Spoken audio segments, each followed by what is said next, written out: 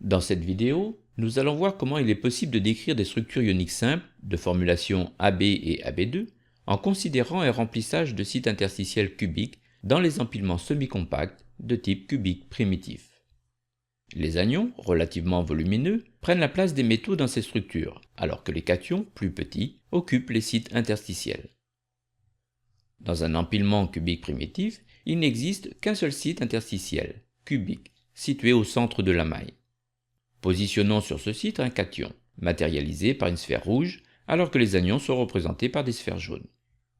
Placé dans un site cubique, le cation a bien évidemment une coordination 8, c'est-à-dire 8 premiers voisins anions.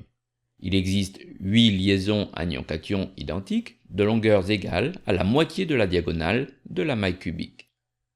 Décalons la structure pour voir quelle est la coordination de l'anion et regardons pour cela l'anion en haut, à gauche et en avant de la maille.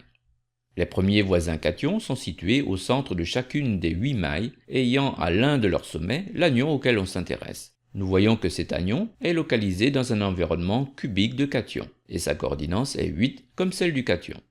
Revenons à une seule maille.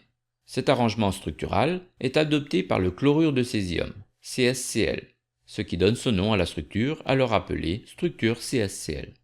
Il est important de se souvenir que la taille des ions a été réduite pour mieux les localiser dans la maille.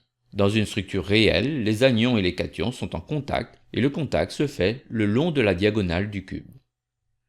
Reprenons la structure cubique primitive de départ et considérons à nouveau l'occupation des sites interstitiels cubiques, mais cette fois-ci pour obtenir un composé de formulation AB2 où A est le cation et B l'anion.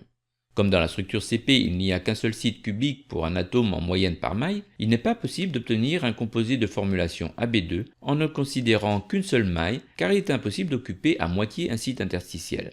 Je suis donc parti de 8 mailles, en doublant chaque paramètre de maille. Ces 8 mailles correspondent alors à 8 atomes en moyenne, car chaque maille comprend un atome. Nous avons 8 sites interstitiels cubiques, un au centre de chacune des 8 petites mailles. Pour obtenir un composé de formulation AB2, il suffit d'occuper la moitié de ces sites interstitiels, c'est-à-dire 4 sur les 8. Pour des raisons de répulsion entre ions de même charge, l'occupation des sites s'effectue en quinconce, ce qui maximalise les distances entre cations. Comme dans la structure CsCl, le cation a une coordination 8 puisqu'il est dans un site interstitiel cubique. Mais quelle est la coordination de l'anion ? On voit que l'anion, au centre de la nouvelle maille, 8 fois plus grande que la maille de base de la structure CP, a un environnement tétraédrique, c'est-à-dire une coordination 4. Regardons si nous avons la même chose pour les autres anions de la maille. Prenons par exemple celui qui est au centre de la face avant. Il est lié à 2 cations dans la maille, mais que se passe-t-il vis-à-vis de la maille située en avant de la maille représentée ? Sachant que toute l'information est contenue dans une maille, il suffit de regarder l'environnement de l'atome qui est au centre de la face arrière, pour voir que celui-ci est lié à 2 atomes situés en avant de lui. Il en est donc de même pour l'atome sur la face avant par application d'une simple translation de maille. L'environnement est à nouveau tétraédrique et la coordination 4. La situation est donc dissymétrique avec une coordination 8 pour le cation et 4 pour l'anion. Le composé prototype qui adopte cet arrangement structural est la fluorine, CaF2. Cette structure type est donc appelée soit structure fluorine, soit structure CaF2.